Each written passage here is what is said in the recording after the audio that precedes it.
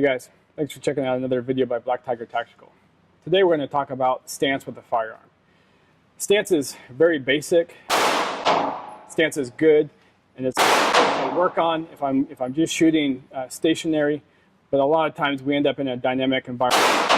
If I can master the fundamentals of shooting stationary, though, I can apply those fundamentals to the real-world environment where I'm moving and shooting and engaging suspects or targets from behind cover or from a vehicle or from prone positions. So today we're going to talk about why we specifically teach an isosceles stance.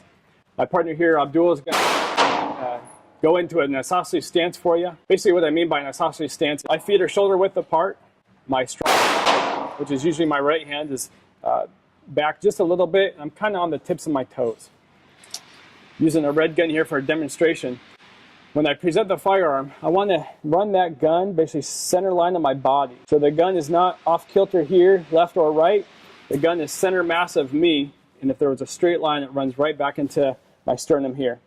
My arms are fairly locked out, almost completely locked out all the way, which allows me to gain some good skeletal structure to help manage recoil.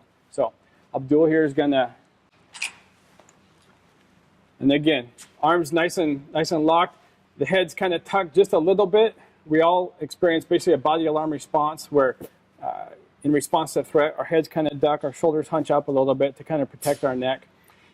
And with the gun right out in front of me, center line of my body, now I can start recoil much better. So start to pound on his, like he's shooting rapidly, the force of recoil should come dual. What I don't want to do is to come off kilter a little bit. Go ahead and take a weaver stance. In the weaver stance, now I'm more bladed with my target. As I start to shoot, that recoil now is more offline. It's kind of angled off at the shoulder. So as he starts to manage that recoil, he's got to fight that resistance to kind of spin his body a little bit and bring it back center. If I go modified weaver, which is the arms bent even more, now I'm using a lot of muscular tension, and I'm trying to determine, am I pulling back 60% and pushing 40, or pushing 60, pulling 40?